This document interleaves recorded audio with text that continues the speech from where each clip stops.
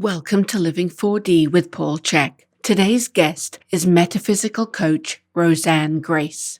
Hello, everybody. You know, there are now a wide variety of books sharing the results of various forms of past life regression, most of which are done using hypnosis. Hypnosis is very well researched and used today by a wide variety of medical professionals, psychologists, and even shaman. I personally used to refer very challenging cases, particularly where I suspected trauma that wasn't being remembered was influencing a person's health, to Mark Wiesner, a clinical psychologist. I was always very impressed with the results obtained from using hypnosis, and so were my patients. Today, I take you on a journey with Rosanna Grace, a quantum healing hypnosis specialist. I've been hearing through the Chek grapevine for years that Rosanne was getting amazing results with people from past life regression work to other forms of healing via quantum hypnosis. Even though Rosanne is a longtime student of mine and a very close friend, as is her partner Jeff Bryan, they don't live close enough for easy access. So I'd not had a chance to get together with her for my own past life regression.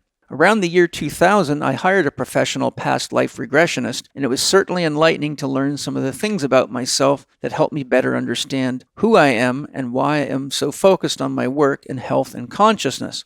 Rosanne and I were finally able to align our schedules, and her and Jeff came to spend a day with us at the Rainbow House. Rosanne performed a past life regression on me, and needless to say, it was intense. I learned a lot about myself and why I have a deep concern for organized religion and the dangers it poses to people, and even why I recently have been fascinated with and deeply attracted to the Celtic god of nature, Cernunnos. I hope you enjoy this fascinating journey into Rosanne's life, how she became a quantum healing hypnotist, and what this work can do to help people heal, and much more. And for you skeptics, I did specifically ask her, how do you know people aren't just making it up in their minds? She gives a very potent answer, and one for which I can assure you is true, as you will soon learn. Rosanne offers Living 4D listeners a special opportunity to experience her work at the end of the show today, so if you are ready to know the truth about yourself, now's your chance. Enjoy Rosanna Grace. Hello, everybody. Welcome to Living 4D with Paul Chek. I hope you are feeling great and that the COVID environment has not taken your spirits away, but indeed given you wind with which to fly to your potential to share your love. And today I have a special guest for you, a longtime buddy of mine, someone who I love, Rosanna Grace. Welcome. Thank you, Paul. Thank you for having me. I'm honored and I'm just blessed to be here with Thanks. You. Yeah, it's fun, isn't it? Yes. The rainbow. Mm-hmm. You know, Rosanne, how long have we known each other? 10, 11 years now. And you've taken a bunch of my courses, right? Mm-hmm. Yes. Yeah. And Rosanne's partner, Jeff Bryan, is a very good buddy of mine who's an amazing super stud of a man who could lift great big rocks. So I brought Rosanne onto the podcast because she does something very interesting and very powerful. She practices what is called quantum healing hypnosis. The title of our show today is Quantum Healing Hypnosis. Why are you here? Mm-hmm. You know, and I said to Rosanne, because I've known she gets amazing results with people for quite a while, and the word gets spread around, and people talk, and I'm like, cool, Rosanne's rocking it out there.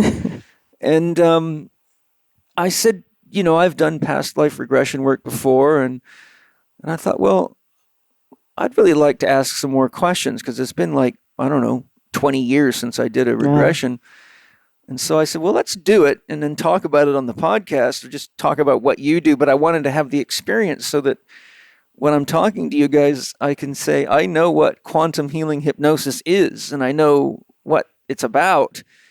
And I do. I really do. Yes, that's an experience.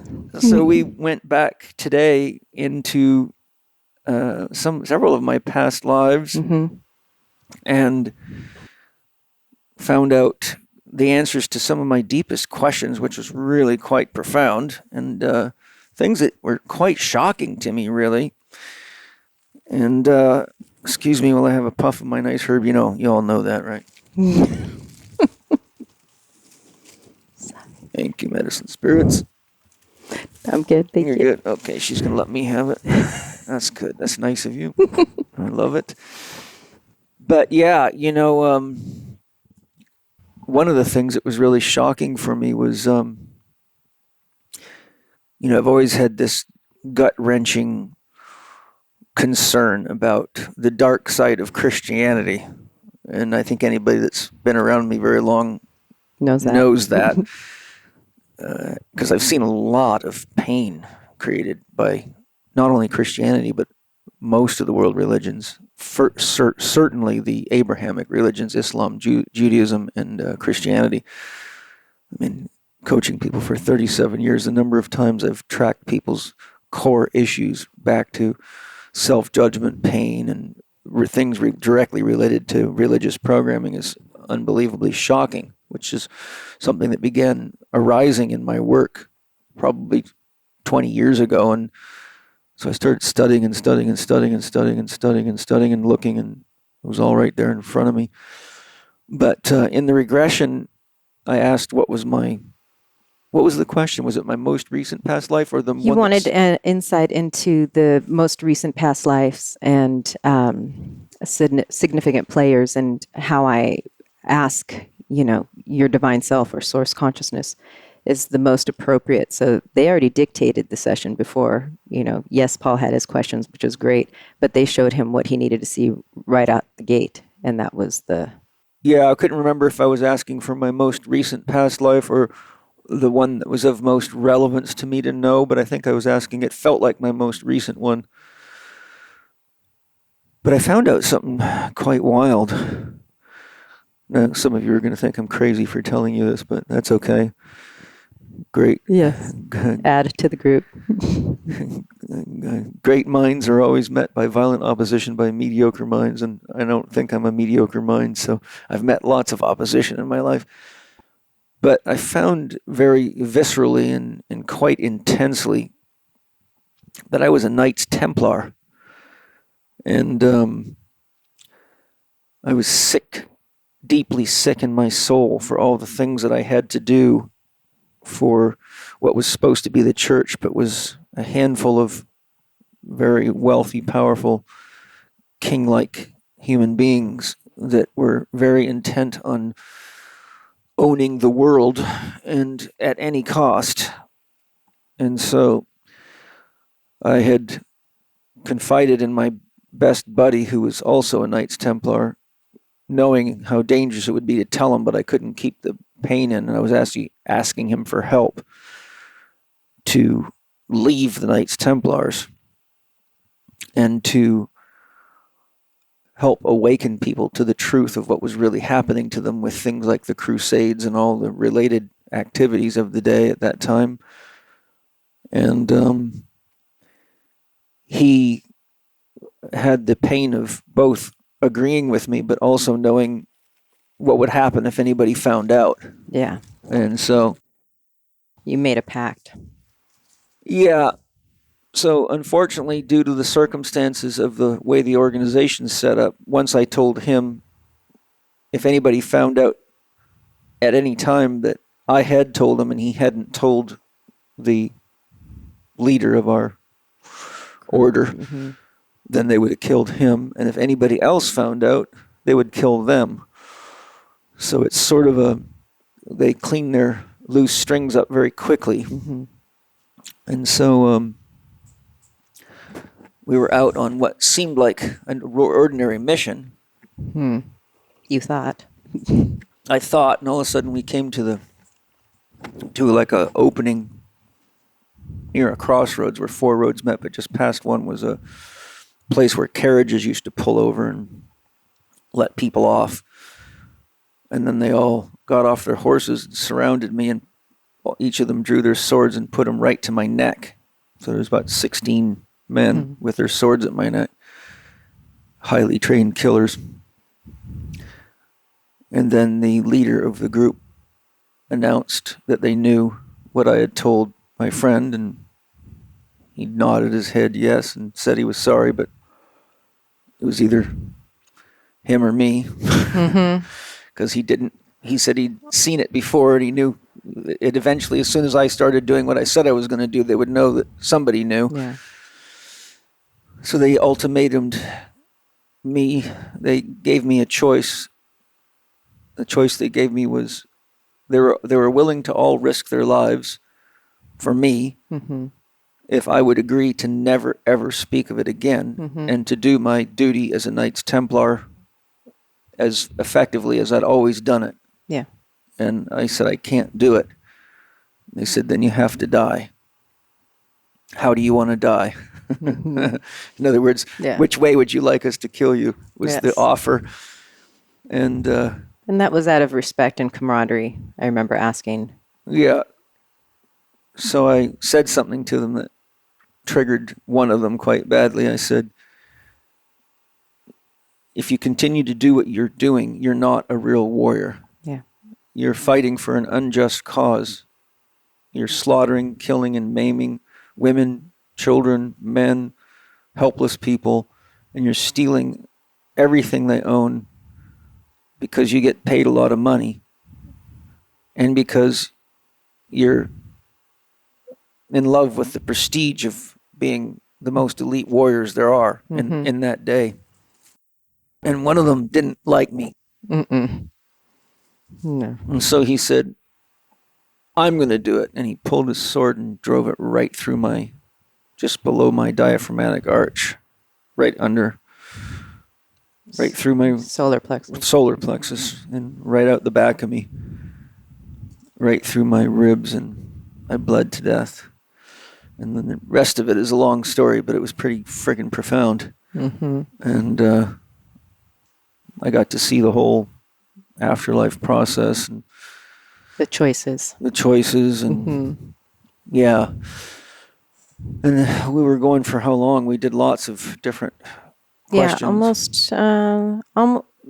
almost 2 hours, an hour and a half. Yeah, it was very emotionally intense. Yes. I cried a lot. Yes. And I felt, as I told Rosanne, the only time I felt, sorry, she doesn't want me to tell you this, but I have to be honest. The only time I've ever felt that much pain is when my father died. And it was the same kind of pain. It was literally the pain of tremendous loss. And there was experiences of great joy as well. Oh, yes. Realizing who key family members were, who I was amazed many of my instructors had been with me in past lives, and I knew that, but it was neat to see it come to me in this visceral experience. What I loved was the healing part. Yes. When you were done. Yes. Yeah.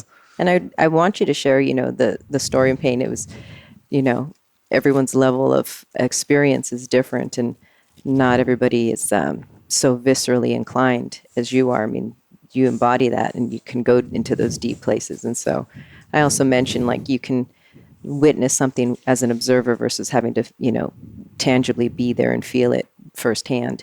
But Paul's all in, so, he was fully immersed in it. But share the healing part. That was beautiful. The reason I didn't take the observer position is because when you're in the observer position, it's as though you're watching a movie. True. And you never actually feel the pain because your perceptual systems imagine it. So like when you watch someone get killed in a movie, how you imagine that happening is how it affects you on the inside. And one guy next to you is so distraught with the pain, he's got to leave the room, and the other guy's completely numb and thinks it's just a fucking movie. What's your problem, right? Eating so popcorn. I didn't want to disassociate because it's from my it. own life, and it's very important to me to know these things. I wanted to understand it with all of my being. Absolutely. So I chose to enter into it so I could truly feel it, and the intensity of it was. And I commend that. And I do give shocking. my clients options, like you don't have to if you don't want to, if that's too much. And there's also those built-in safeguards. Like I say, the divine or your higher self isn't going to let you see anything that isn't going to support you. Yeah, they know. It's like a built-in firewall. It's like, and they know Paul can go to those, those deep, deep places. So that's where they took him. Made my whole head and chest wet from tears and and some. But then you have those beautiful releases too. Yes, there was a lot of the sound of pain coming out of me. Just like just, the pain of someone punching you in the solar plexus as hard as they can when you least expect it. And I know that pain well. And so, yeah, I just had to go in there and really understand it because, I'm writing a new book now, and it's really about why we're here. What's the Earth plane about? What's going on this planet, and why are each one of us here, and what's the purpose of it all? And I've been studying this my whole life. I've had many, many profound mystical experiences, more than I can count, and I've had numerous encounters with what I would call God. And I would have to say that this one was as vital and intense as any of them. Wow, thank you. It was I'm an ex-paratrooper and a guy that's proven that he can take pain many times, and anybody that knows me, any of my buddies know that. And boy, I'll tell you what, I had to go through some pain today. Wow. But I feel better. I feel lighter. I feel I can breathe easier. My abdominal wall feels more relaxed. My neck feels a lot less painful. It's like a lot of my injuries aren't hurting so much. And beautiful. It's interesting, too, because being a Knights Templar, I obviously spent a hell of a lot of time on horses and had a tremendous mastery of, a warrior on a horse is a master of a horse, right? When I was young, I was very naturally talented on a horse. I remember when I was 12, I was riding our quarter horse, and I just somehow knew that I could stand on its back while it was running. And so I got it going into a full run, and I stood up on its back and rode it across about a 10-acre field, no problem. And my mother just happened to be standing in the front yard, and she wasn't nearly as impressed as I was. But my point is that, I became quite a successful amateur motocross racer, which also felt very natural to me. Yeah. In fact, I won my first licensed motocross race, showed up to a proper Canadian Motocross Association race, and I was the only guy there wearing welder's goggles and leather farm gloves and cowboy boots. Everybody else was all decked out in serious gear. racing gear, and they're like looking at me like, where'd this hillbilly come from? And I won the race by over a half a lap, which really shocked me and a lot of people. And so even as a child, I've always had some intuitive knowing of how to handle a horse or a motorcycle. Yeah. And now I get a real understanding that I have a lot of experience from that lifetime for sure, and many others, because I've had several as a native. How many lifetimes did they say you had? I don't want to tell that. Okay. It's a lot, we'll just say. A lot, yeah. It was interesting. Yeah. But what was cool is they showed me, God, Great Spirit showed me a star map. Oh, yes. And I could see all the stars lighting up in all the lifetimes. So there was like fireflies lighting up amongst this giant. All the different star nations. There was no end to this. It was like it wasn't like a map. It was like I was standing in the middle of space, like in the middle of the universe. And then my attention was drawn to all these stars, and they were flashing like lights on a exotic dashboard of an air flight control center or something. And so it was. I found out more about my relationship with Angie, my past lives with Penny. Yeah. I found out that my daughter Zoe has been in a past life with me quite a long time ago. In a very native tribe. And a lot of wild things. Hi, everybody. I imagine some of you are finding that your mind is not as sharp as it was, or that you can't seem to remember things as well, such as the last page you read in a book, or the key points from a meeting you just attended recently. Do you feel that your brain is taking longer to come online, or that your thinking gets muddled or fuzzy when you've got a lot to get done? If so, Organifi Pure may be just the magic you need. A key ingredient in Organifi Pure, called neurofactor, showed a significant impact on brain-derived neurotropic factor, which has been widely reported to play a critical role in neuronal development, maintenance, repair, and protection against neurodegeneration. The certified organic combination of herbs in Organifi Pure not only enhances mental clarity and promotes brain-derived neurotropic factor to stimulate the development of new neural pathways, it aids in enhanced digestion, which is important because many cognitive problems are symptoms of poor digestion. To get your Organifi Pure and shop their amazing product line with your Living4D discount, go to Organifi.com, that's Organifi.com, and save 20% on any of their products using the code capital C, capital H, capital E, capital K 20, that's Chek 20 during discount. Enjoy. One of the most profound things was this year when I painted my 2021 mandala. Oh, yeah. Gavin Jennings, who's one of my best friends in the whole world and our CEO, someone I really love and respect deeply, he, as part of a Christmas gift, sent me a book on Celtic symbology. And, I've read a lot of books on all aspects of symbols and symbology. Got a whole bookshelf of them right over there, two full rows on the bookshelf over there, so probably 100 books. Mm-hmm. And so I spent a lot of time studying this stuff, but I was very drawn to this book. It was like I had to read this book. Mm-hmm. And I literally sat down and read it cover to cover. I couldn't get out of my chair. It's like 180 pages or something like that, and it's a good-sized book. Yeah. But it probably took me about 4.5 hours to read it. And I got to the page that showed Cernunnos, the Celtic god of nature. Wow. Who is also the god of fecundity, balance, personal balance, abundance.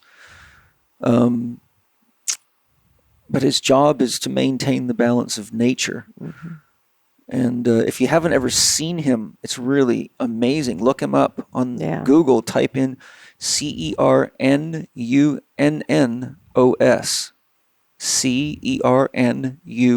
Cernunnos. And he's half stag, deer, male deer, and half human, and he's got deer antlers coming out of his head, but his lower body is like a stag, and he stands up like a man, but he looks like a very powerful, healthy, fit, super strong, gladiator type athlete. But he's got deer's antlers, hind legs and feet, and deer's antlers, and a human torso, like a minotaur. And so all of a sudden in this regression, I can't remember what the question we asked was, but there was Cernunnos, and he was made of the stars. He was looking at me from the stars, but his body was made out of the stars, but I could see that the light of his body was connected right into the planet. It was like it was coming from his solar plexus, really, but it was radiating out up to about his clavicles and down to his pubic bone was this beam of consciousness emanating from him. And he expresses himself through human beings who are tuned to nature and who act to protect nature and various other functions. But the experience was very, very visceral and deep, and it was like as soon as that happened, I could feel myself in the chair the moment that my eyes hit the picture of Cernunnos, and I had a numinous experience of the living symbol connecting to me at the depth of my consciousness, speaking to me and saying, I must be with you this year. Yeah. And I knew I had to paint him into my mandala. He said, I am you. But he said, in the regression, he said, I am you. And not just me as a person, but all of us who are concerned for the planet and for balance in nature and for justice and for balance within ourselves.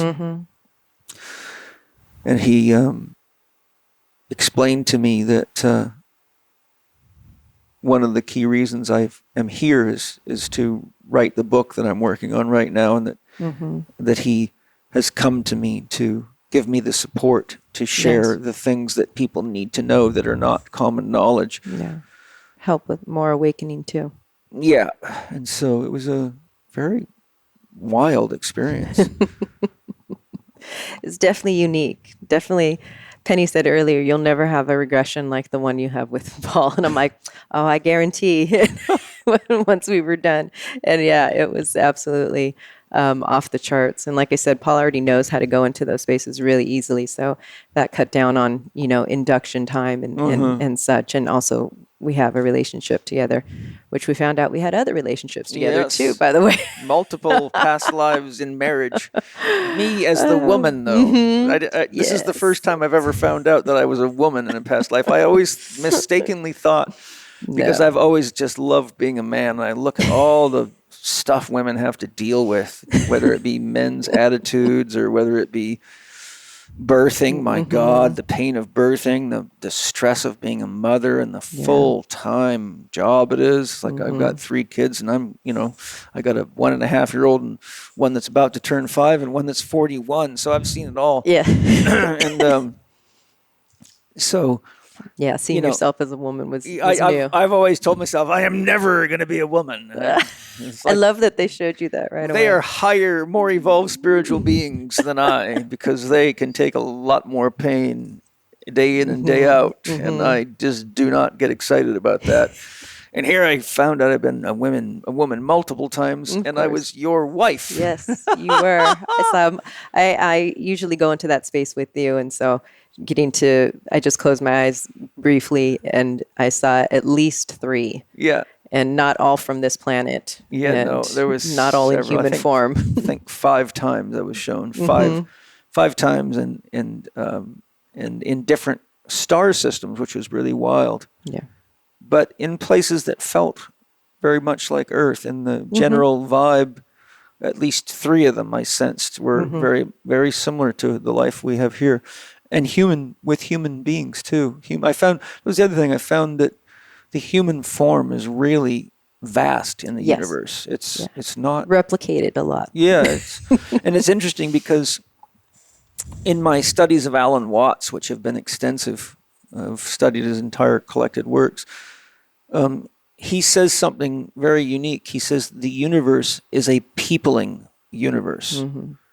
And now I really viscerally get what he meant. Yeah. At first, when I read it or heard it, I've read it and heard it on his audios, but what I thought that he was saying is that when he used the word peopling, he meant that the universe creates beings or conscious entities that are part of the universe itself. So I felt like he was using the word peopling to describe the germination process of a biological organism becoming progressively more conscious until it actually evolves to having enough consciousness that it no longer needs a material body for its self-awareness. But what I found out today was that he literally meant peopling, and that what I thought was true, but I found out today that there is human being like people all over the place. All over the place, just for as far as the mind can wander. Yes. So it seems to be, it reminds me of in the Bible when it says, God says, you are created in my form. And so not just here. So it's sort of a universal archetype, really. The Adam Kadmon is the archetypal name of the human being. But it's very excuse me. It was very profound. Thank you. Yes, it was. Powerful. We'll get into more of this, but I'd love it if you could tell us in your own words, what exactly would you describe quantum healing hypnosis as for people listening? I didn't, because I've never worked with you directly, I didn't know what to expect. I didn't know if you were going to do a standard kind of like clinical hypnosis. Or whatever. But for the listeners, how would you describe that? What you're doing is, like if someone said to me, "What is a holistic health practitioner?" I would have to tell them. So hopefully, they know. Yes. So quantum healing hypnosis is, as you mentioned, not traditional hypnosis. It's not clinical hypnosis. It is directly connecting with your highest aspects, oversoul, source consciousness, whatever you want to call it. It doesn't really have a name. And that divine omniversal energy. And so I say, I'm just holding the space. So I'm guiding you. I'm your guide. I keep the space clean and clear. And yet those clients that are guided to me, their higher selves or sources already dictated what they're going to show them, when they're going to have the appointment, how it's going to play out for them. And where does free will come into that, though? That would be the perspective of it, or even taking the guidance. Like I've had clients say, I was guided to you months ago and I just wasn't ready. So the free will comes in when they choose to make that call or book that appointment.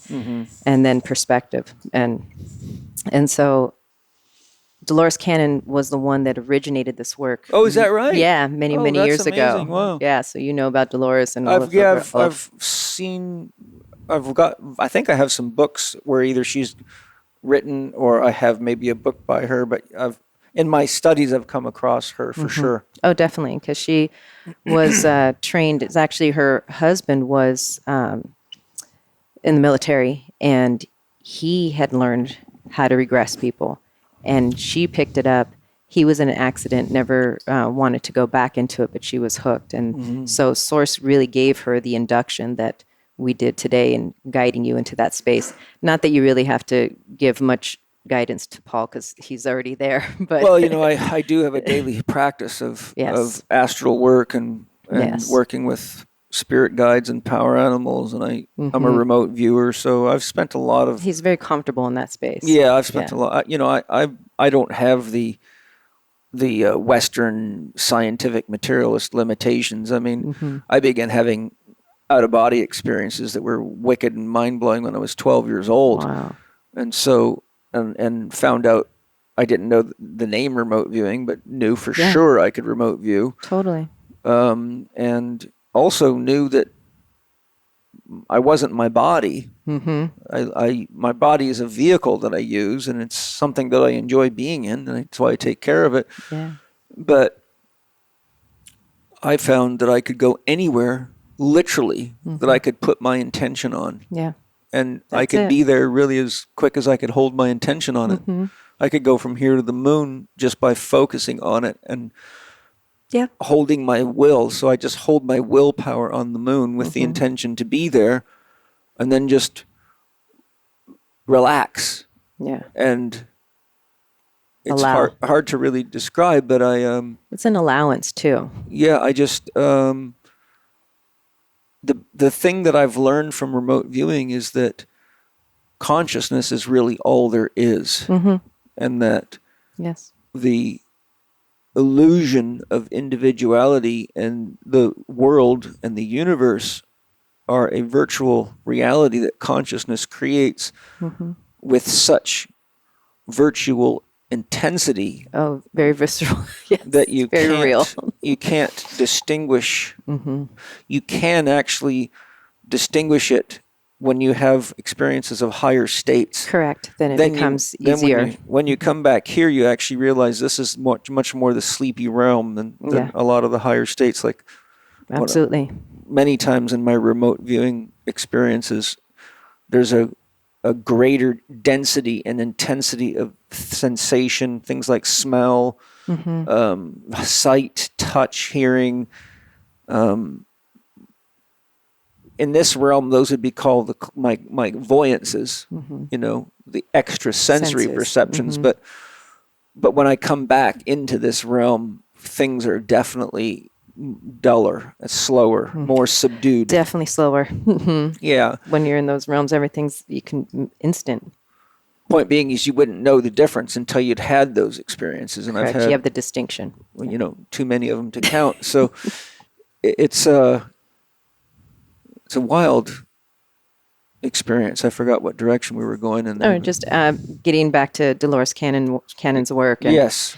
And so that's how I first discovered it. But I was already a seeker, and I was already, traveling and owned float centers. So that's really how I learned how to self-hypnotize myself, not knowing I was actually hypnotizing myself. And then I heard about Dolores, and I was like, this is, being a seeker. I'm like, I want more answers. I want more behind the scenes answers. I was already doing subconscious work and inner child work and getting to those root causes with my clients in this lifetime. But I knew there was more. I wanted more.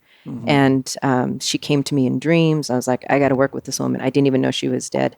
She had passed on in I was going to ask you that. 2014, and she was coming to me. So I was like, this is a sign. And I went through advanced training back to back, and my first sessions were textbooks. People were going to their council after they transitioned. They were seeing lives on other planets as animals, as elements, and clearing, like Paul said, his body felt more relaxed, clearing those imprints, those energetic imprints. And if you've ever worked with Paul, you know about energetic DNA and all of the other frequencies that come with us into these incarnations.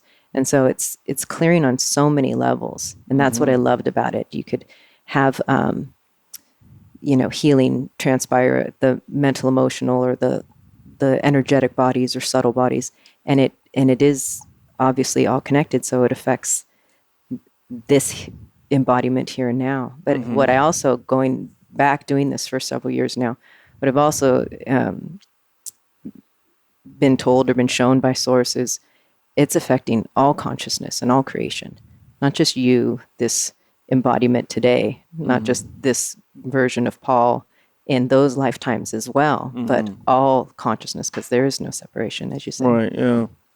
So the quantum, what's the quantum part of the hypnosis? That's and the going, healing? so it designates it that it's not clinical. It's, yes, clients can, work on not smoking or,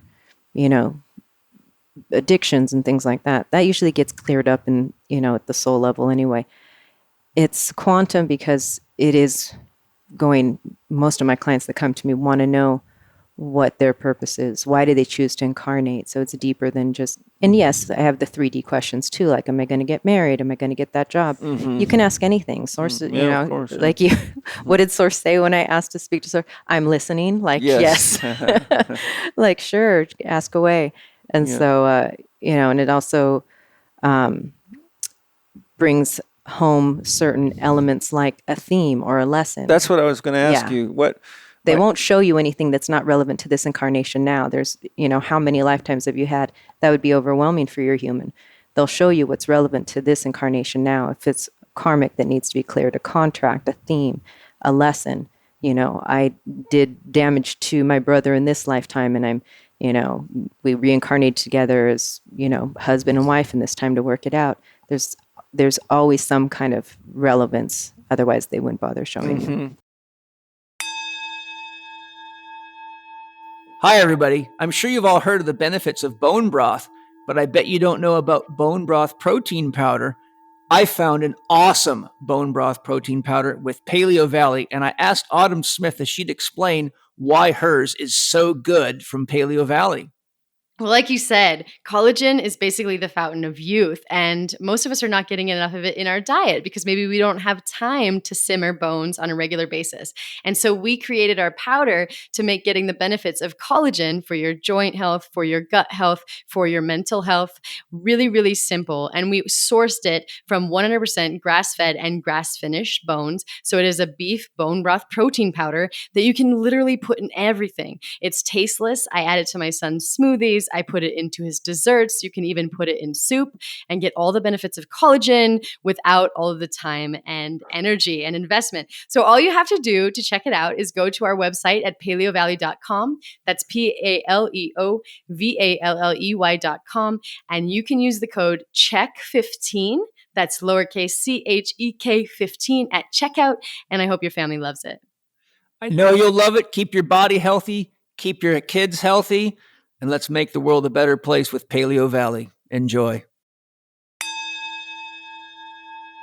I was going to ask you if there's a theme among people that indicates such things as why we're here, what kinds of challenges are common among people, and what happens to people when they die. So, Yes, that's are there themes about why people are here based on your regression? How many regressions do you think you've done? several years.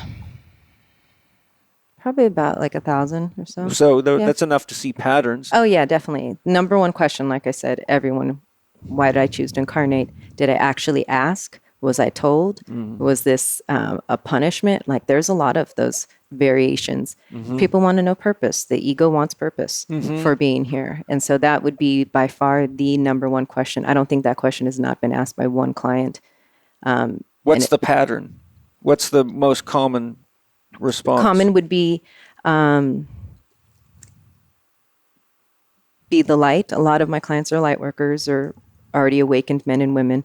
And so to anchor the light, be the example of love, be the embodiment of love. It's mostly centered around love, being those examples, being way showers. So you're a way shower. Like they said, you're awakening more people through this work, which is why they're like, get on it, like the thumbs up on the book. So yeah, that is a lot of the themes.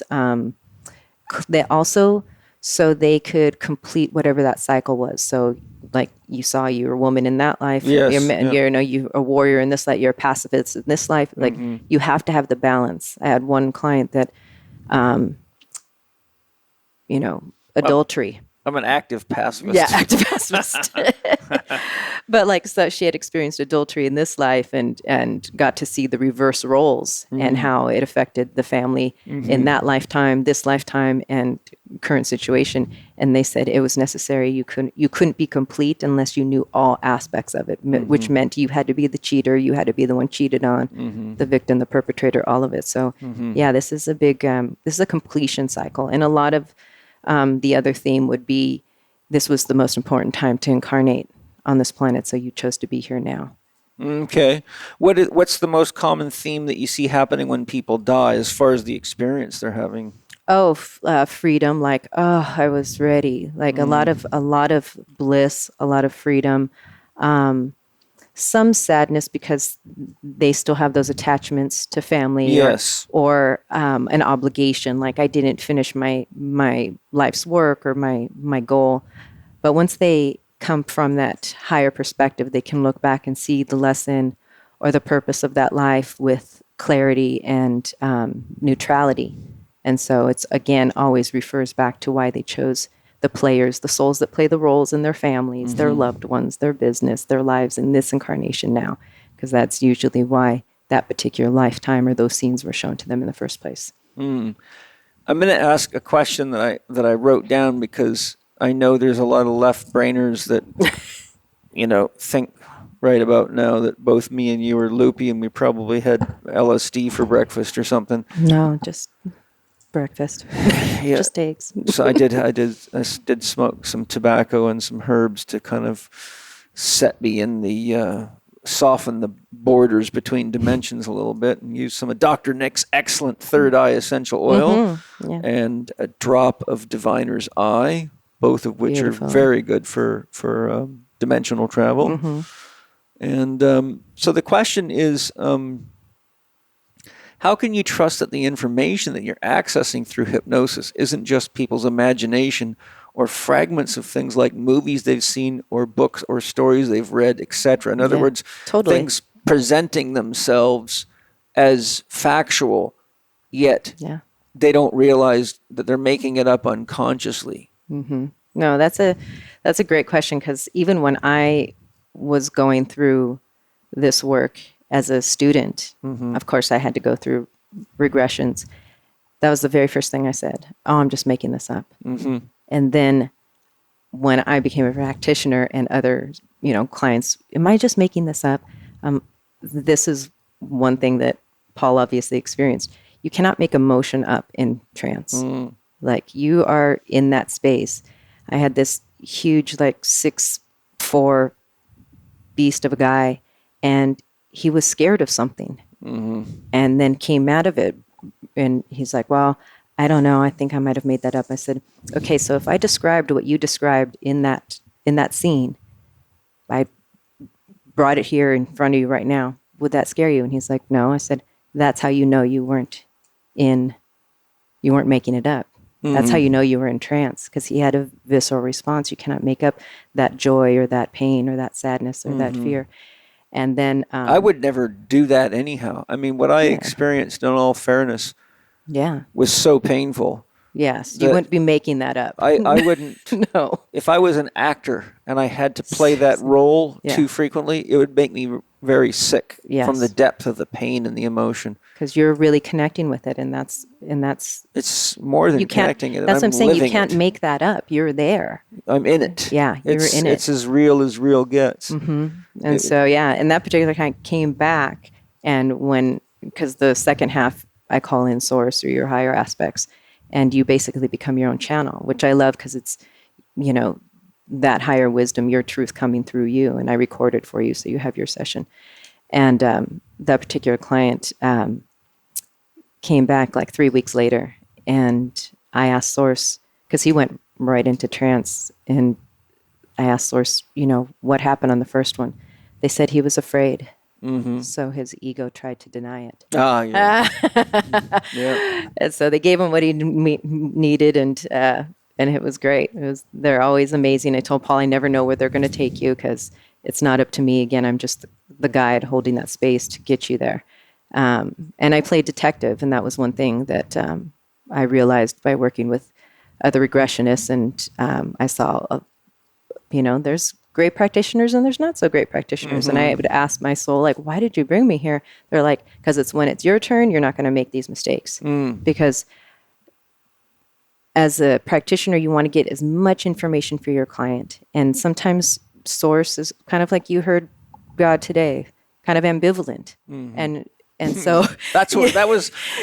I must say that experience really threw me. I understand it. I understand it, and I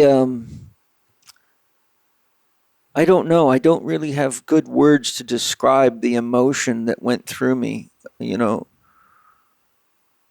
I'll describe a little bit of how this happened. It was when I had just been stabbed through the guts with the sword by the other Knights Templar that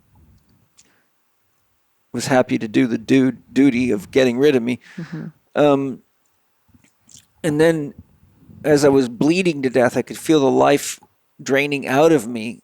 And all of a sudden, I was kneeling, but the sword was now gone out of me. And then I was standing naked in a beam of divine light, which was very intense and powerful, but stabilizing, very stabilizing.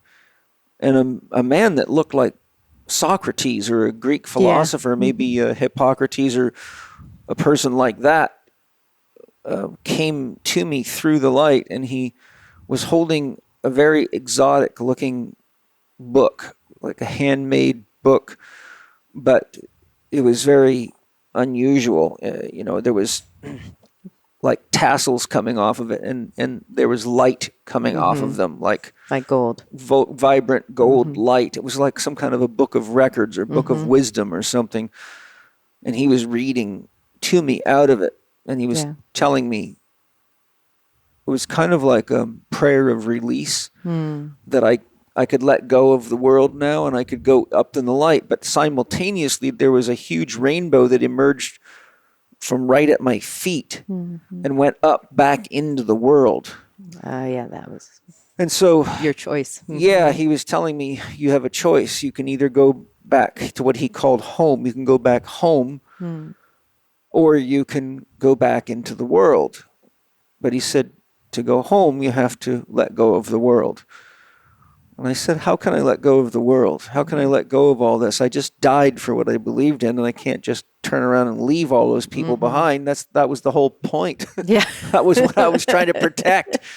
And he said, but you understand this is all a game. It's a cosmic game. We're all doing this because it's the way we learn to be more conscious. It's God becoming more conscious in and of itself and as itself. And skipping forward, I was told that we have to learn what God isn't to realize what God is, and God creates the isn't or the evil specifically so that it itself can experience an awakening to itself as a conscious awareness, not a superconscious or a unconscious awareness. Yes. Because the superconscious awareness is knowing everything at once, so there's really nothing to know. Yeah. If you know everything there is to know in the universe, you'd have no questions, so there would be no reason to think. There'd be no game. There would be no game. So in the middle of all this is this duality of polarity, and so I said to God, why do you have to do it? Why do you have to do it this way? Because look at how much pain is involved, and look at all the rape and the pillage and all the nastiness of the world. And God said, all of it is the game of life. All of it is the game of coming to know the truth of yourself. And there is nothing but these games. Beyond that, there is nothing to know or do. So no matter what your game is, from being the Buddha to Jesus to Jack the Ripper to being the consciousness of a sun or a star, it's all a game inside of a game, and they're all weaving each other into existence. And that is the game of life. And that life isn't just here, it's ubiquitous in the universe. Everywhere.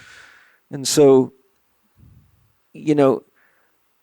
when I was having this conversation with God, I was just shocked. It was so matter of fact. It was almost like, get over it. Nonchalant. That's what we all doing. It's what all of it's doing all the time. Kind of like a woman that's had 10 kids saying to someone that's really worried about her being able to do it without dying or something, she's going, get over it. I got 10 kids. I know it's going to happen. That was kind of the feeling I got. Like God saying, Paul, come on.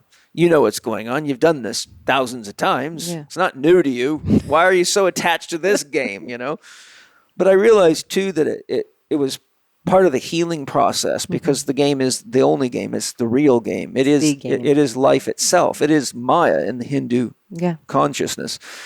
And but as Arthur Young says in his teachings, people think Maya means illusion, like it's not real. But he says what they don't understand is Maya is the illusion. The illusion. And that when you really understand what that means, well, here we are talking about it. It means that.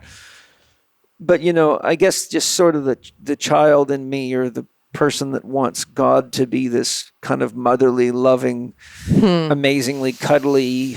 I've heard that from clients before too. Yes. And all of a sudden you're getting this experience.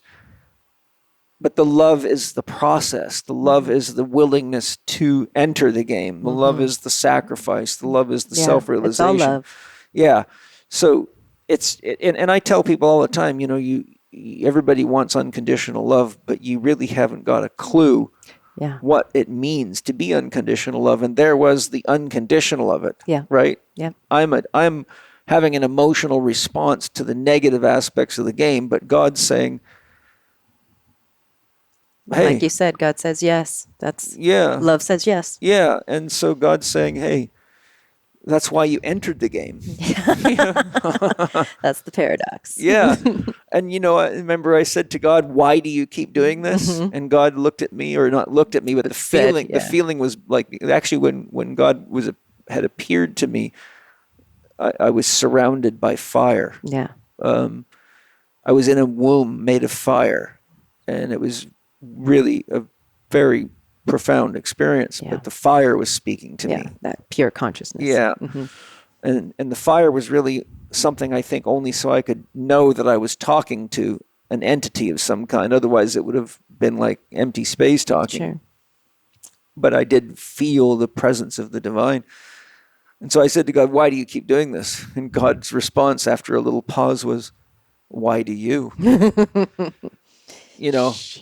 I was saying to God, why do you keep playing this dangerous game? And Yeah. God's saying to me, why do you? And really the deeper message of that is, who do you think you are? Yeah.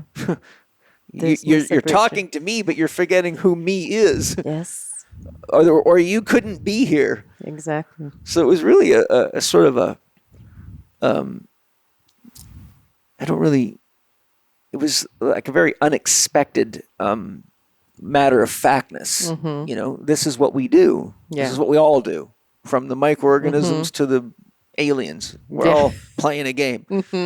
And the game is, guess who you are? Yes, exactly. First you forget, and then you figure it out. Yeah. And like Paul and I were talking afterwards, I've had many ceremonies and experiences myself. And what I wrote down a couple things that when he was channeling, and one of my experiences was so ecstatic and so blissful. And how could God surprise God from knowing it's God in the first place? Like, how to know that kind of love is, you can't even describe it.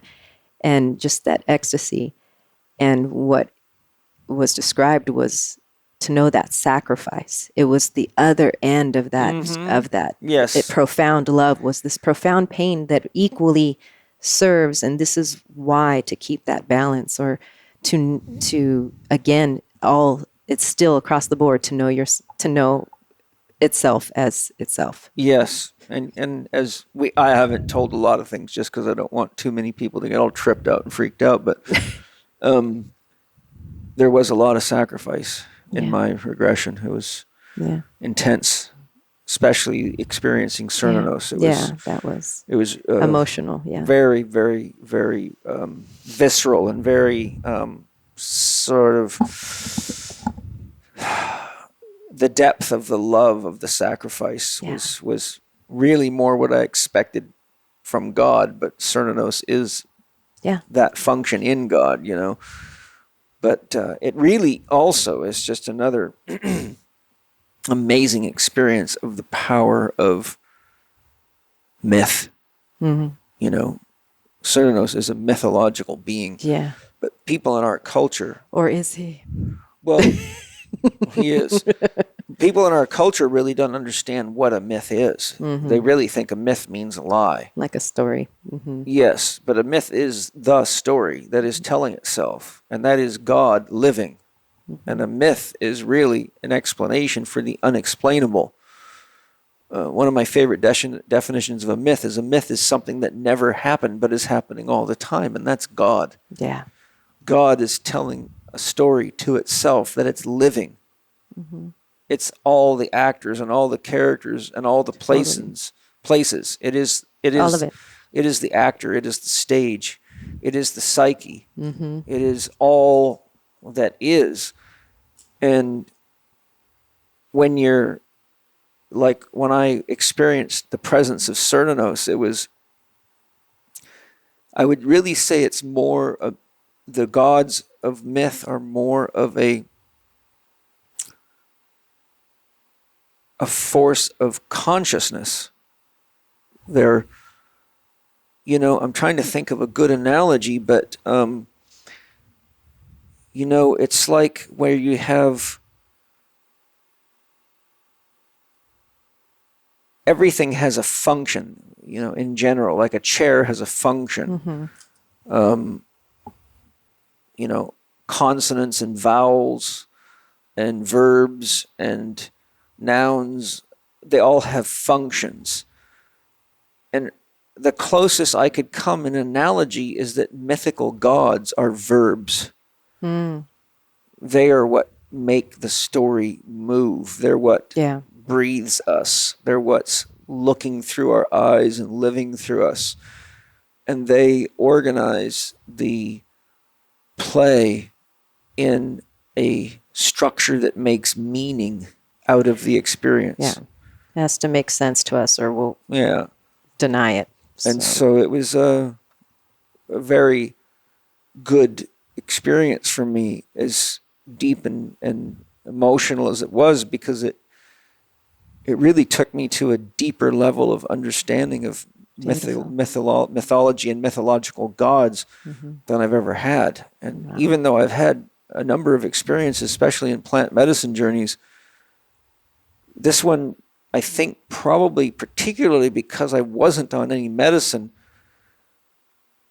there was no buffer in the way. It was as real as me talking to you right now, and it was very intense and detailed. So Yeah, and that's another thing too, yeah. to share, some of my clients that are in recovery and that aren't comfortable doing plant medicine yet or not ready. This is a beautiful alternative to being able to access those spaces easily and safely and comfortably, and still, like you said, that was like a DMT journey. Yeah. Yeah. Hi, everybody. Leaky gut syndrome is one of the most common inflammatory conditions that not only really seriously hampers our digestion, but leads to a wide variety of health problems, from cognitive dysfunction to low energy to bad skin problems, pimples, rashes. The list of symptoms that can come from leaky gut syndrome is very, very long, and it's often misdiagnosed, and people go down all sorts of rabbit holes treating symptoms but not really getting to the cause. The most common 3 causes of leaky gut syndrome are stress, just too much stress in your life, which these days is really common for people. Next is the side effects of medical drugs, and about 85% of the world population is on prescribed medical drugs. And the third is consuming alcohol. And whenever stress levels rise, medical drug consumption and alcohol consumption go up, increasing gut permeability and leading to lots of health problems and energy deficiencies, and people just feeling lousy when they really need to have the energy to respond to life more effectively. But we have a phenomenal solution for you, which is Leaky Gut Guardian, made by Bioptimizers. I brought Wade Lightheart in to tell us how it works and why we should use it. Wade, what is special about Leaky Gut Guardian, and why should we all be using it? Well, researchers from Harvard and Johns Hopkins say that over 70% of your immunity is from the gut, and about 80% of the population is suffering from a permeability where basically the bad guys are pooping in your blood. Yes. The bottom line is Leaky Gut Guardian does 4 different things. It eliminates bad guys, it seals the gut, it replenishes the right probiotics that kind of give you the feel-good probiotics and provides those feel-good probiotics that make the neurotransmitters in the body. It contains a unique patented formula that contains IGY Max, which serves as the patch. We actually have 2 PhDs in biofilm who are testing this product, and the results are extraordinary to wipe out the bad guys, fix and patch up the gut so that you get the nutrients you want without the waste from these pathogenic bacteria. It is truly extraordinary, and if you mix that vanilla version that we have inside your, espresso coffee with your fats, makes a beautiful vanilla latte. Tastes great, and of course, we also have a chocolate carnivore, we call it, for people who want the collagen and bone broth boosted on that one. That's for that one, and of course, the vegetarians choose the vanilla. Of course, you don't have to be a vegetarian to love the vanilla. No, absolutely. So it's very, very exciting. My wife, Penny, actually somehow managed to get that out before I could get a hold of it. But she's working on that and healing her gut, and she tells me that it's an excellent product. So I'm really excited, and she never gives compliments unless compliments are due. If she doesn't like a product, she'll tell me. So right from my own family, I have great evidence that Leaky Gut Guardian is the real deal. So why not give yourself not only some healing, but even if you feel great, some protective measures. Keep the right supplement coming into your body, keep the right bacteria. And the PhDs in biofilm, just so you guys are clear, that's the gut barrier you're talking about. So Correct. They have the formulators have PhDs or doctorate degrees in the science of the gut barrier. So the product is developed by people that know exactly what they're doing, is what you're really saying. 100%. All of our products are made with the highest level of research, the experts in their field, combining with the highest quality products to ensure that it delivers on the promises, and everything's backed up with a 100% money-back guarantee. You can get Leaky Gut Guardian at leakygutguardian.com/living4d. Put in Paul 10, that's capital PAUL 10, for a 10% discount off this and any other Bioptimizers products. That's leakygutguardian.com/living4d. And at the end, Paul, capital PAUL, 10 to get 10% off. I love Bioptimizers products. I use them every day, and I'm confident that you will love them too. Enjoy. What percentage of people you work with are carrying some form of psychic entity that is other than their authentic self? And how are such entities influencing them at the physical, emotional, mental, or spiritual levels of their being? I'd say about 1/4% of 25%? 25% of my clients. Yeah. And on average. And a lot of my clients don't even go into the regression work.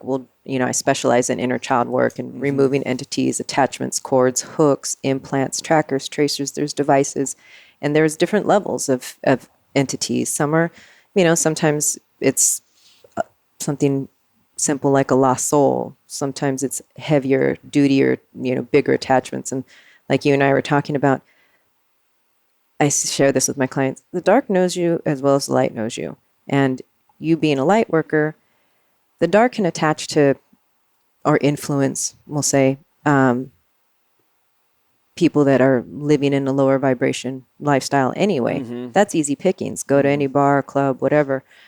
But to get a light worker, to get somebody that's awakened, that's big winning. Big fish. Big fish. So yes, I've pulled multiple entities, demons, succubuses. Would you say you had gargoyles or something? I've had gargoyles Yeah. in a shamanic ceremony attack me for hours, but fortunately I have the skill. Yeah, he knows how to protect himself, but myself. most of my clients don't. But it was intense. Oh, of course it is. I had to to train for years to do that. That was not a part of hypnosis or quantum healing at all. That was some other initiation that I didn't know I signed up for, and couldn't really speak about it for a number of years until last year, because there was enough consciousness raised to be able to warrant that. And more people were coming to me. I was seeing it more regularly, people with attachments. And I mean, kids, adults, animals. I mean, I've removed stuff from my own family, my partner, and going back to your question, how does it influence? A lot of people will experience, and what's tricky, because they're tricky, they'll make it sound like you. You'll think it's your own emotion, your own thought, your own feeling, your own. Yeah, they're very good cloakers. Oh, they've used my own voice to try, and I'm like, really? You think? But because Paul and I work in those realms, it's not easy to trick us. And yet, I have a lot of clients that don't even realize they've gotten hijacked. You have to close, you have portals on your body too. You have to close those things too. Staying in a, obviously a frequency or bandwidth doesn't necessarily ensure they're not going to. It's just not as easy to get to you. So when you get pissed off or you get in a fight or argument or triggered, if you haven't, I say to my clients, if you haven't healed something at a subconscious level, that allows the dark to come in and use that as a hook, as leverage. And then all of a sudden you have these thoughts and you're pissed off that your vibration just goes lower and lower and lower. And then it's a free for all. Yeah. I have a series I think I told you about with Kedrich Olson coming up titled Are You Possessed? And it's either probably going to be 4 or 5 podcasts. Wow. And it's very deep and comprehensive. And Kedrich is a wealth of knowledge on these subjects. And I wish I would have known that before I got initiated, several years ago by myself. Oh, yeah. Thanks, Paul. Yeah. I was like, who can I call? They're like, nobody. This is your job. I'm like, oh, God. Yes, well, Now I know. I've got a lot of experience with a lot of these crazy things because, believe me, when you start doing healings for people, you start finding a lot of stuff It's in a there. Pandora's box. It's like, oh, boy, here we go. And, I'll tell more about it in the series, but I'm looking forward to that. they're very real, and I've seen it many times in ways that are, take all my paratrooper strength to stabilize my mind and really focus on controlling these things. I cried. I had scratches, bruises. I had, stabbings, hooks. I mean, you name it. I had to, but also the light coached me through it. And they're like, you have to know, you cannot do this work. And I was like, but I didn't want to be initiated. They're like, too bad. And so I, it started showing up, and I was like, why are they showing up? They're like, your light's getting so great that you're also a threat. So there is that too. It's not just, a picking you out of the crowd. It's like there's certain, players, will say, that are more of a threat than others. And so I had to learn resilience. I also had to learn not to be afraid. I had to learn how to mitigate it fast and quick. And I mean, I teach shamans this stuff because I'm like, you don't have time to get all your rattles and your crystals sometimes. The shit's already in the house. Like the dark's already on your back. It's already in your kid. Like you got to get to it. And so I do teach that now to those that are ready. It's not necessarily something I, post on my website, but well, your soul is going to talk through whatever session they book anyway. For me, I just, without going into a large elaboration on it, I stopped I stopped letting people know, and I also asked Spirit. I said, "Look, I don't really enjoy doing entity work. Yeah. If people come to me and they have them, great. But there was a period in my life where I had so much of that going on, and because a lot of the people that carry entities are really, how can I say this politely? They're very poorly self-managed, or they've got addictions, or they're people that have made themselves susceptible to entities by living in ways that common sense would suggest is not a good idea to live. Mm-hmm. And so I find that if you remove an entity or multiple entities and a person continues to go back and do what I just informed them was the reason that they got themselves in trouble. Oh, they'll come right back. Then I just say, look, I'm not the guy for you to come see. I'm not going to be your goaltender to so you can continue your bad habits and vacuuming your dirty trunk so you can go out and live like a fool. And totally. No, and I think that was more the case back in the day. And I also made that deal. I negotiate with Source all the time. I'm like, look, if you want me to open this up, because I wasn't very public. And when I got that notice a couple years ago to make these more public, the work that I do more public, I said, bring me those that are ready for this, that can hear this and see this and understand this. And so they don't bring me people that haven't already done some work. And I appreciate that. I mean, whether it's hypnosis, I mean, they still have 3D stuff to work out. But for the most part, I'm super blessed that, yes, it is. I always help people that are ready to be helped. Yeah. And you can't really, honestly, help anyone that's not. I hate babysitting. So if people want to pay me my hourly fee to do entity removal after the second and third time they've done the same silliness, I'm like, you need to go hang out with your entities for a while. Because you're not listening to me. You're not, when help comes and whispers in your ear, here's how you got that way, don't do that anymore, and you go do it, like going to orgies and silly shit, or going to group medicine ceremonies full of people that shouldn't be there in the first place, because they're not properly prepared, and the person running the ceremony usually is doing it for money instead of for spiritual development and stuff like that, which is happening at an alarming rate right now. A lot of pseudo shamans out there, people, yes. But I wanted in many fields. Yeah, I wanted to tell you the listeners the story that I told you. I had a experience. I was doing a very, very deep medicine ceremony with plant medicines. And it was a very, very deep, high-dose thing. I used to do my own research, progressively take each different to higher and higher doses until I could find where the psyche began to fracture and break down, or what would be classically called psychosis, so I could see what the experience that people would be going through at different doses. And I mapped all this out, and I have it all in my journals. And this one day I was doing an extremely high dose, and it was a very intense experience. And all of a sudden I found myself dealing with gargoyles, these very vicious and intense creatures. And I had to use all the knowledge I have and keep my inner spirit very strong so they couldn't enter me. And they kept, as you know, trying to penetrate you and go right inside of me and take me over. Yep. And, I was just so grateful that I had had the grounding that I had with self-realization fellowship and the monks, and learning how to meditate and being a remote viewer. I know how to use my mind effectively. Yes. And so I was able to keep them all out of me. But this was like very exhausting because it was going on for a good 4+ hours. And so the next day, one of the most wild things ever in my life happened to me. One of my instructors, who lives in Florida, I think Fort Lauderdale, or wherever Disneyland is in Florida, I can't remember right now, but the next day, now she has no idea that I'm doing this. She's on the other side of the country, right?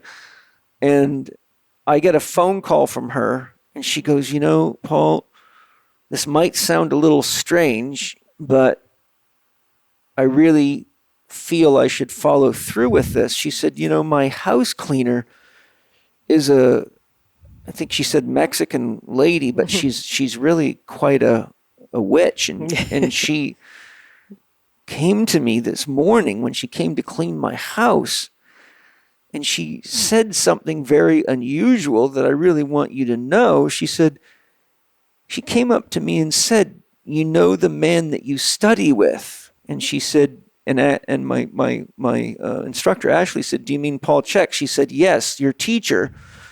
She said, "You need to tell him to be very careful because there's gargoyles all around him trying to get inside of him and take him over." And I said, "Oh my friggin' God." I said, "That is a real witch, a real shaman. She's a real seer." She's a real seer. And so I told my instructor, Ashley, I said, "Well, guess what? I spent the whole day yesterday doing, largely, fighting them off. 4 hours of that day at least." And she was shocked. I mean, she was like, "Oh my God." I said, "Treat your cleaning lady really well. She's the real deal." Yeah, exactly. You know, and so it just goes to show you how the universe will talk to you and let you know, hey, and these are real. Those confirmations too, and that's what's so cool about this work as well, is all the confirmations that I get back. People that listen to the recording, or "Oh, I think I remember," and then it's gone like a dream, or they don't recall anything at all, and they're just a trance channel. Right. And so having those experiences where they're still going to be integrating for a week or 2 weeks, and having those, that's okay. And having those, it's a great conversation. I'm just I tired. love it. And having those experiences continue, to expand them. And I mean, I love this work, and no sessions are ever the same. And even clients that have come back repeatedly, there's always more. Yeah, I do regression work too. I've been doing it for years. I studied Roger Woolger's work, and that was the approach that I found most natural for me. Roger Woolger is I believe he's a Jungian analyst, and you can get his audios on past life regression and things like that on Amazon. He's very good. And I had hired, as I told you about 20 years ago, a professional past life regressionist to work with me because I really wanted to see what I could find out about myself. But I've had many wild experiences doing regressions with people, and every single one of them has resulted in chronic pain that they had had for years and sometimes their whole life being gone. Yeah. And some of them had some very profound experiences, kind of like I did. Yeah. But, things like heavy vomiting and like a lot of deep and painful crying, and finding themselves in battlefields with bad wounds, and this things that they lived out so thoroughly in the regression that it was like intense. Who would come to a session and say, "Well, I think today I'm going to fake it and vomit all over Paul's place"? No, you're not faking it. It's like, oh my God! If you saw what goes on when someone really goes through a regression, you would realize that people's poo-pooing of them is just their own ignorance. Yeah, and like I said, the ego wants to deny or defy what it can't comprehend, and my regressions are definitely, I've had metaphorical purging, but I have not had physical purging, luckily. But mine are more gentle. I'm more yin.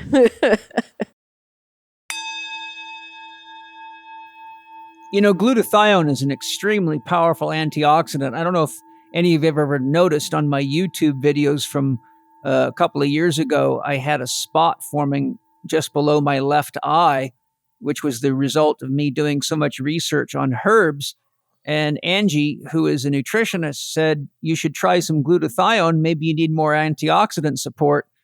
And literally day by day, I watched it disappear as soon as I started taking glutathione. But I didn't have the kind of glutathione that Symbiotica produces in their new Regenesis product. So I've got Shervine here to really explain what is unique about their new glutathione product. Shervine, what can we expect from Regenesis? Well, that's an interesting story, Paul, regarding that spot. And it just shows you exactly how strong glutathione is. We went out of our way. It took us about 18 months to develop this, a lot of hard work. The entire team of scientists got together. And what we found was that most glutathiones on the open market oxidize because of the sulfur compound that's attached to it. As soon as oxygen hits it, you get this sulfur, layout, which is very, very unpleasant. Our glutathione, which is liposomal, so it is protected, is bounded to lactoferrin. Lactoferrin is the amino acid chain that makes colostrum. So this is our first non-vegan formula. It's still vegetarian, but it isn't vegan.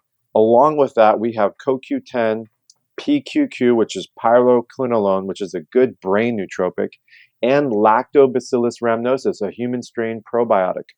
All of these come together. It supports healthy intestinal tract, mitigates food and environmental allergies, improves nerve growth factor, reinforces the immune system, neutralizes free radicals, antiviral, antibacterial, removes heavy metals, and just boosts the brain-gut relationship, which we know now is so critical to longevity and optimum health. This is truly one of our favorite formulas.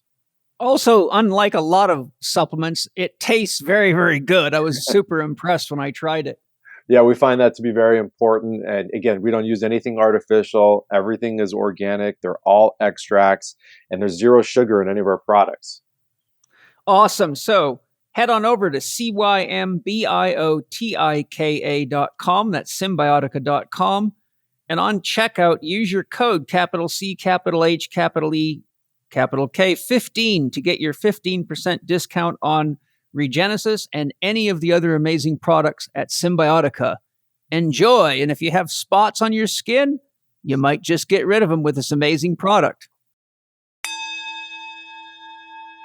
Interestingly, one of my clients had chronic stomach problems for most of his life. And when we regressed him, I can't remember exactly because it's been years since I did that case, but part of the experience was he found himself in an experience where he was dying, and he had, if I remember right, a big spear through his stomach in a battlefield. It's probably Greco-Roman days by the look of it. I can track them, I can follow them and see what they're seeing, and it usually surprises my patients and clients when I oh yeah, I go into that space. Yeah, exactly what's going on. Like, yeah, those windows are exactly like this. Yeah. So, but once he was able to move through it, I think if I remember, it was the moment that he pulled the spear out that he started to vomit. Ah, yes, yeah. There can be releasing for sure, definitely, energetically and physically. Some clients have to get up and go to the bathroom in the middle of the session. And so there is a lot of working on, like I said, the physical, the energetic bodies, subtle bodies, mental, emotional, intuitive bodies. Everything's getting an upgrade. And so it definitely makes a difference in the overall vibration of the being of that embodiment, whatever they're coming to experience. Is always a byproduct. Like I was telling Paul, I have a client who just comes because he feels so good after the sessions, but yet will not listen to any of the recordings. Yeah. And he's a great subject. He's like, no, I'm good. And I just, it's kind of like going to sleep and letting the doctor operate on you. Kind of, yeah. I'm And like, then you I'm wake good. up and you're good. Yes. But I mean, I know exactly what you're talking about, but I I have a visceral, as much conscious awareness in a regression as I do right now. And that's rare because you are so comfortable in those altered states. And some of my clients, they're not as seasoned as you, obviously. Most people aren't. And so sometimes the conscious mind has to separate so they can have a true experience or a true channel. And that's why I record it for the client. Because like I said, there's going to be a variation of levels of theta to, deep trance. Yeah, not a lot of people want to really experience the pain. No, most will watch it and just observe it. And, like I saw myself get stabbed and I was just like, yeah, okay. Like I didn't physically have to go through it viscerally, but I knew my time was up and I knew why, because same thing. We were kind of cohorts in that regard. I was like, I can't be a party to what the clergy and the government are doing in the cahoots and the destruction. And I was working for them in that other life and in aristocrat, old Europe days. And I got out, I outed them. So they took me out and I saw the red coat and everything. And not too uncommon. No. So they told me this time you wouldn't be, because I was like, that's what they're doing right now. Yeah. You either join the club or you get a shot that might be your, what tips Humpty Dumpty over the wall. Seriously, that was because they're like, you have to start, sharing more of this publicly. And I was like, and I had a little apprehension. And they're like, you won't be persecuted this time. Because when you can see other lives, it's not as comfortable when you've been persecuted for these things, or you've been, taken out for being a witch or sharing these things. And so, witchy woman. I know they call me the moon in her eyes. Get it, Paul. Sing it. Hey, I have a question for you. If you can imagine that every single human being on the planet was a cell in a larger organism called humanity. Okay. Where do you think what do you think that being is going through right now? Like an existential crisis. Yeah. Like an exorcism? Exorcism and existential, yes. A lot of, and I think too, like with the lockdown, like I checked in on all of that too from last year. What is going on or what's still going on. And it's like a global ayahuasca ceremony, like bringing people to, this awareness and by cutting their distractions. Yeah, they're still on social media and stuff, but they don't have the going out all the time and, anesthetizing themselves with all these things. And I'm definitely seeing more and more people questioning their reality. Yeah. My own mother in her 70s is like, what calls me up? I know what's really going on. And I was like, you are my mother. So it was interesting to see. And again, from our perspective, I don't necessarily participate with the whole, BS that's flying around. I can perch and watch and be like, yeah, I can see the perfection or the necessity of how it's, the divine plan's all orchestrated. And yes, do we still do our parts? Do we still clear the dark? And like they shared with you, you have to bring awareness to the darkness as well. And so I didn't realize that was also part of my purpose, obviously. And so going back to your question, humanity is a collective, or if the humanity were individual cells of one giant organism, it would be about, what did I get? I checked in on this question. About, they said about less than 30%, working for the light or awakened. Oh, so less than 30% of us are awake. Yeah. And so we have to hit that tipping point. They're like, you got to get to 51% to really, because there's a lot of us that are like, let's get the show on the road. But what Source was sharing with me the other day is like, you know how long it took to get this, like, and like they showed you today, it's a game. Like you can wake yourself up from the game at any given time. Yeah. And well, so, but we if you're choose conscious enough to know you can. Exactly. And so that's why we're here. That's why we chose to come back. We're, way showing so everyone Shake has the those cage. opportunities. Yeah. It's like the drill sergeant coming into the mess hall, or the barracks when everyone's asleep with the lid of a garbage can and a stick. Bang, bang, bang, bang. Get up, you lazy bastards. It's time to go to work. So yeah, a lot of us did volunteer. They said I was asked and I agreed. So it's like volunteering, and I questioned source. I'm like, pretty sure not. That's not the definition. But you and I, we and many light workers made that agreement to come here. I'm curious, what do you feel not what, but who do you feel can benefit from hypnosis or the type of hypnosis that you're doing? Like, if you take all the people out there with all their various problems, in a typical country, who listening, what would you tell them to help them make a decision in their head is maybe hypnosis something that would be helpful for them? Yeah. Well, I say this work is for everybody. And of course, not everybody's ready for this work because it is a little more behind the scenes and it can be vulnerable. If you haven't done work already, I probably wouldn't start with this. I usually introduce my clients to their inner child, to higher aspects of themselves, do a little more legwork before you go into that. And not because, and I've regressed people that I've never met before. It's not that it's necessary by any means. I just find you have a much deeper experience if you have gone through those protocols, because your inner child I describe as like the bouncer at the club. You want more access to your gifts or that divine guidance. That is one of the main ways to go about it. And it's one of the easiest ways. Because yes, you're one of the smartest people I know by far, Paul.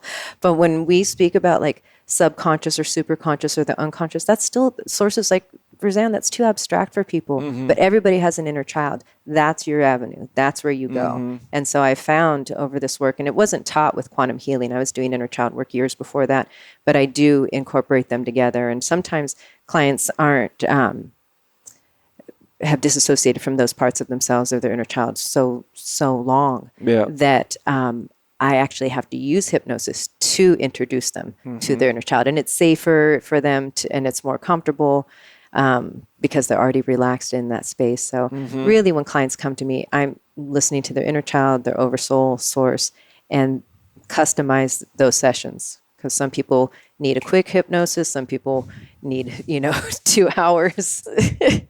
What do you feel the future of quantum hypnosis is?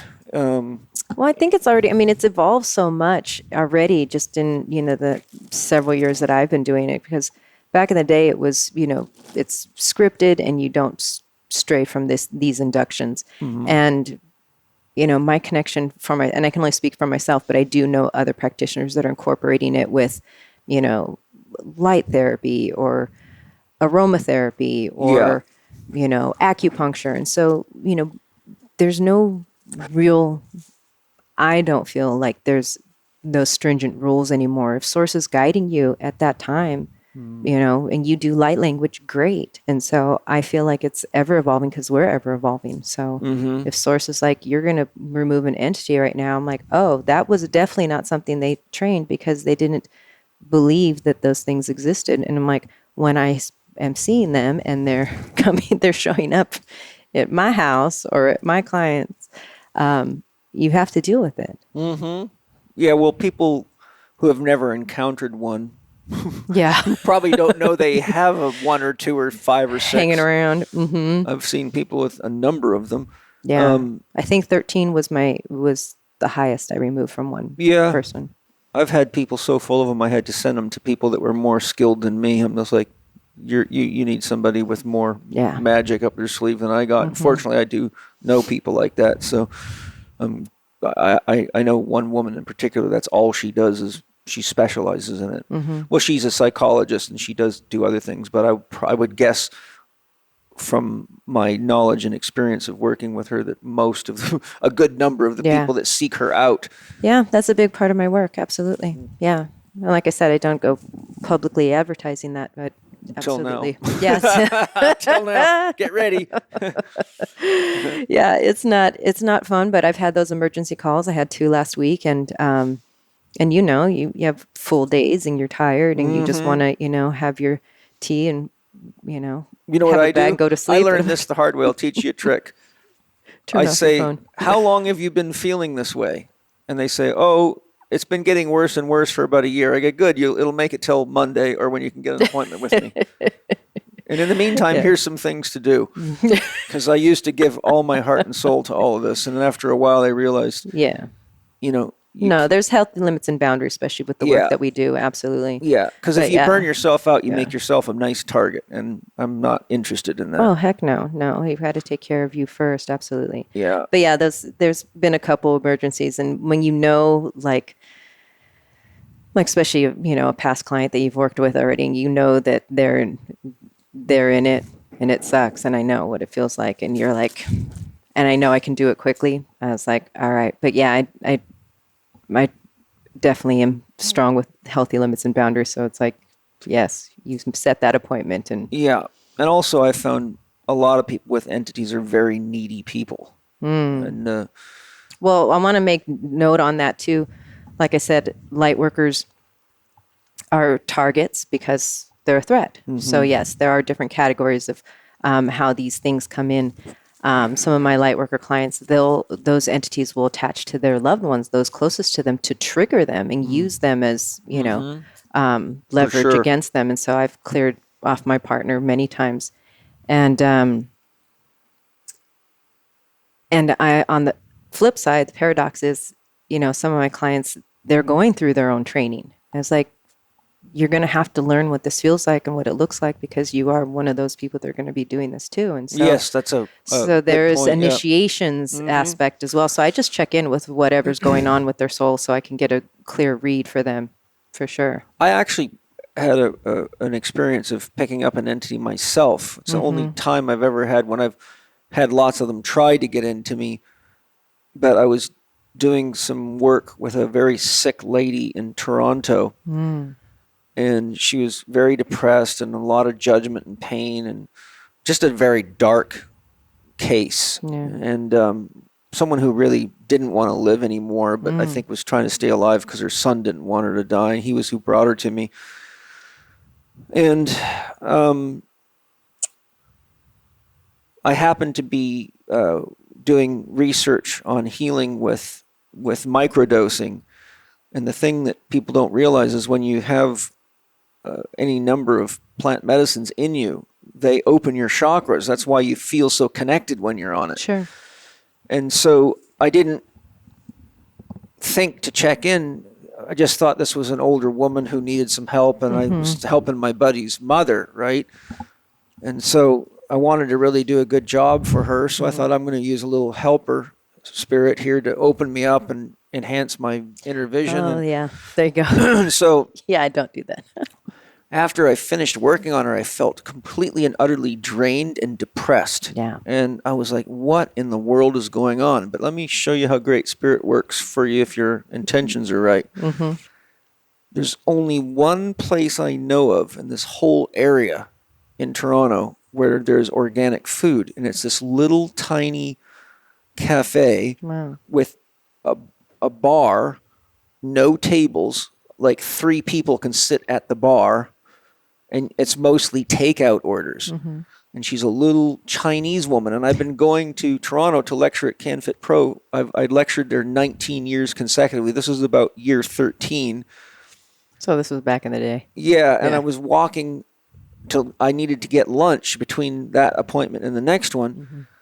And I'm walking down the street, and I'm just feeling like absolute shit, and I'm just like wickedly down and depressed, and I'm like, this is not like me. Yeah. What's going on? That's how you know. And so I walked into this place that I've been going to every year, and I know the lady that owns it, you know, because she always loves the fact that every time I'm in town, I tell people about it at the conference. So she gets busy. Because they're all looking for good food. She sells a lot of food, and so she loves me, you know. Sure.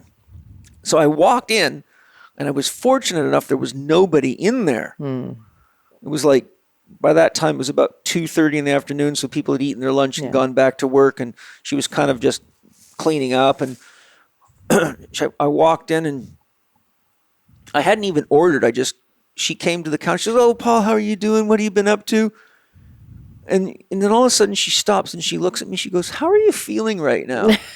Oh. I said, "To be honest with you, I just did a healing session with a woman and I feel really exhausted and depressed, and it's very unlike me." She Yeah. says, "You have an entity in you." I said, "How do you know that?" She said, "Well, remember a few years ago I told you I was studying to be a healer?" She says, "Well, I've been doing a lot of work with entities and I'm quite skilled at it Yeah. naturally." And she says, "You are carrying an entity right now. Would you Wow. like me to teach you how to get rid of it?" And I said, "By God, please." So she took me over, sat me down in a little plastic chair and showed me a technique. And it blew that entity right out of me. Yeah. And I went, "Oh my God." It was like the lights came back on Totally. and my It's that- brain turned on. It's that fast. And a lot Yeah. of people, I mean, you are aware because you know, the work you do and being in tune, but I've removed them from my partner, and he's like, he had no idea, had none. He will even ask, like, what happened? Like, it just takes over. Yeah. And I can see like the shift and the Yeah. energy doesn't lie. Yeah. And so, yes, I do teach clients how to clear and protect themselves as well. So, Yeah. because it is maintenance sometimes, especially if you're on the radar. I say, if you're on the radar, you've raised your vibration to this level, guarantee you are on the radar. Yeah. So it's protocols like that to Yes. maintain those force fields. Yes. If Totally. you don't think that entities are real, then just get on the internet and start telling your thoughts and feelings about COVID. Oh, yeah. And if they're not in line with the party line, an entity will attach itself to you very quickly. And it won't be of the light type either. No, definitely. And your face and name may be removed from public record, so to speak. What kinds of offerings do you have for the listeners today? I never got a chance to really get into that with you. Do you? Oh. What do you? I do have, yes, because we kind of talked about that. Okay. So I have the transformational package. So I'm offering that for, What is that? I forgot. that is 6 sessions and 2 hypnoses. So Okay. the 6 sessions are light worker activation, inner child healing, soul integration. So again, it's your highest self dictating these sessions. So those I have scheduled first. And you can spread it out, but I usually like to see people once a week if they're on that plan. And then the 2 hypnoses at the end, because you're way more open to go into that space. And I just find that it's more conducive for the client to get everything out of it that they can. Okay. What does that package cost?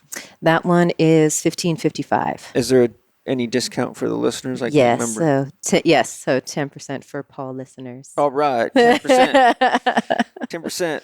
And I'm not taking any of it. It's all going to her. Yeah, no. I want her I to, offered. He said no. So thank you. I want her to have whatever comes her way, because this work requires a lot of daily commitment to your spiritual practice and growth to do it properly, or This is daily. This or is you will be a house full of uninvited guests. Ooh, no, you keep it clean. Keep Yeah. it tight. No, Paul. Yeah, you have to maintain it. And it is. Once I gave myself over to the divine, this was, when they said divine will is my will, and my whole body shuddered with the resonance of what that meant. And they're like, and your will is the divine's will. Like you said in your session, like, I am you. Yes. And so really surrendering my ego's illusion of control. And so that's how my life has been the past, handful of years. And it gets easier, even in the face of adversity, things that would upset me years ago. I would have lost my mind. And I just laugh. I'm like, the divine's got a better plan then if this is, this is what's playing out. And it is. And so teaching clients to, be your own master. So you're not at the mercy of anything or anyone. There's nothing out there. Yeah, it's beautiful. Thank you. Any other closing comments? No, just thank you. It's been beautiful and awesome hanging out with you and your family at the Heaven House. Yeah, And Jeff and I Rainbow. have, Heaven House was the other one. Yeah, it was nice there too, though. I've been there too. Yeah. So yeah, the Rainbow House is gorgeous, and it was all socked in, and then the sun came out. I mean, you're definitely up on the king of his castle. So it's gorgeous property, and I loved it. Slept like a log, and I have to say too, somebody that has done this work for a long time, especially being initiated in the dark and having to clear everywhere I go. I mean, they've sent me to Europe multiple times, Japan last year, right before COVID. And I was like, oh, great. This is why you sent me. Clearing and removing things. And so I'm just automatically have that ritual of gridding and clearing and protecting everywhere I go. And I have to say, this is the first place I didn't have to do any of that. I checked in twice, like, are you sure, before I go to bed, especially because that's when they come and knocking, right? Nothing. I went to sleep and I didn't have to clear. I woke up, I didn't have to clear. I mean, this place is gridded. I did see this dark, I was telling Angie, this big dark cloud, and it almost looked like it had like a dark face, almost like a snout. And it was as we were coming up the hill last night, and I was like, what's going on at the house? I'm like, is there something going on there? And I checked in with Source, and they said, there's so much light that this is, and I was like, well, we're going to clear that out too. Because I'm like, this is what's hanging out. Yeah. One, as I told you, we did a healing ceremony for the whole property when we moved in. And we saged the entire property and all the buildings, everything. And, Angie's a shaman, so she did her clearing, and I did my own clearing. So we were both moving around the property because it's big. So it's huge. I was kind of working one half and she was working the other. And, both houses are done with biogeometry, which is that made a huge difference. I'm super excited about that. And then Angie has also done the entire property. Yeah, she was telling me Mana's helping her with the posts. Yeah, and she's done grading out everything the property. From plants to trees. I mean, the pond. She's been everywhere, and she's very, very good at it. So I thanked her this morning. It was amazing because Ben Greenfield was here yesterday. Was it day before yesterday? Day before yesterday. Yeah, you were here yesterday. Day before yesterday, Ben Greenfield was here visiting me. It was his first time here. And when he walked into my office, he's like, what in the world? He goes, the energy in here is incredible. He said, what is that? He said, this feels so good in here. He says, what have you done in here? And so I showed him all the, the biogeometry technology. And I also let him know, this house is cut out of stone. The whole, you saw the back behind the house. We're like 20 feet, solid. 18, 20 feet into a side of a mountain. It's all rock.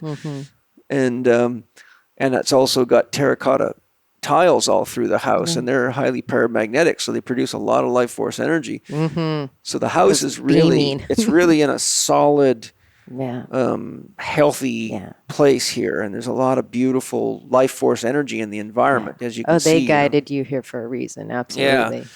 And so every single one of my clients that come here, when we have classes here, people don't want to leave. I have had many of my students say, I don't know what it is, but I just don't want to leave this property. I'm like, neither do I. That's why I haven't driven my car but like 6 times in the last 9 months. Yes. So, well, great exploration. Thanks for the amazing regression. It was quite profound. Yes. It was intense. I could have gone for hours, to be honest with you, because I was so deep and it was coming with such clarity. And I had so many things I wanted to investigate, but I knew that because they're shutting the power off here tomorrow, I knew if we had to get it all in. Get it all in. And I really want to have the day off tomorrow. So I'm glad we got it all in. It was just a mind-blowing experience and very healing. Yes. I really feel lighter in my being. That's beautiful.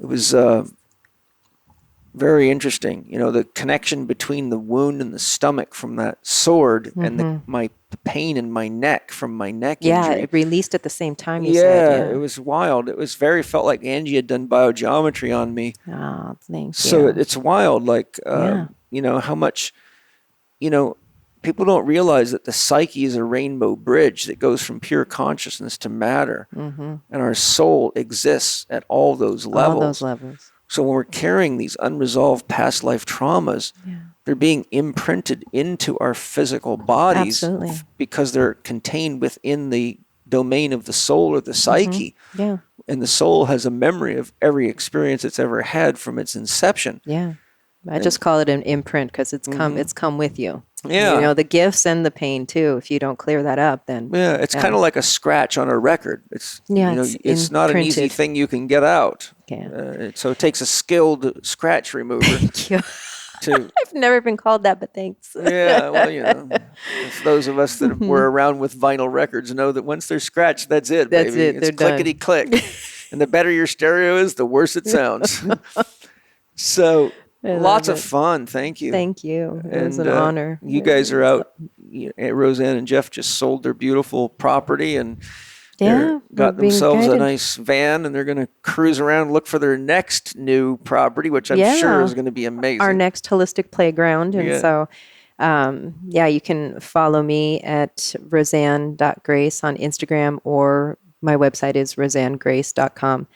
And the holistic playground, that's Jeff Bryan, that's my partner. And we are going to be cruising around looking at different locations, but also if we are in your area and you do want to do this work or, train with Jeff, and we're in that state or in that county, then we will keep you posted on social media and let you know. And for all of you guys, Or online. and for all of you guys, and maybe some of you gay girls that aren't even interested in past life regression, go to Rosanne's site just to see her, because she's really good looking. She's a babe. I love that Paul can see the aesthetic, but honestly, Paul was the first person to see my soul before I could see my soul. So thank you. I love you. I love you. Thank you. Yeah. All right. Well, everybody, I hope you enjoyed the show, and thank you to all of you that buy things from the sponsors. It really does not only provide you with extremely high quality products that are good for you, that are nature friendly and sustainable in these practices. The companies are highly sustainable and very beautiful, loving people, but it helps give me a little income to support the podcast and the podcast team. And so I'm very grateful, and let's all share as much love as we can with the world. And, if you just do something that feels good to you to try to make the world a little better place, it's not like you got to go out and save the whole world. Yeah. It's just whatever you can do. If it's just helping somebody, or, flushing the toilet one last time, or recycling something, if each of us just does a little bit each day, It adds imagine up. what 7 billion little bits adds up to. A lot. A lot. And so I would all love it and encourage all of us to just, at this time in our evolution and the state of the world, we all need to just love Mother Earth a little bit and love each other a little bit more, and be more aware. Yes. And be more aware to the games that are going on, that are always going on, but now it's more obvious than it's ever been, Yeah. unless you're just sound asleep. And if that's you, then wake up, but you wouldn't be listening. You wouldn't be watching this anyway. Yeah, you wouldn't- discernment. You Yeah. won't- you won't be listening to my podcast if you're a sleepy person. Unless you've been forced to by a brother, sister, aunt, uncle, mother, or father, and you'd have already been saying long ago, "This guy's a nutcase. I'm out of here." But a lot of people thought I was nutcases, and then 5 years later, they're at my door begging me for help because nobody else can figure them out, and they apologize profusely and say, "I used to think you were a crazy son of a bitch, a weirdo, and now I realize, well." Yes. It was me that had the problem. I was unaware. Projecting. Yeah. Humbling. All right. Lots of love, Thank everybody. you. Thank you. See Lots you of next love. time. Blessings. Bye-bye. Bye. Thank you for listening to Living 4D with Paul Chek and today's guest, Rosanna Grace. You can find out more about Rosanne on Instagram at rosanne.grace or on Facebook at rosanne.grace.home. She's offering listeners 10% off her Evolution package, and you can find out more about this on her website, www.rosannegrace.com. That's ROSANNEGRACE.com. Just mention that you heard this episode when you book your session.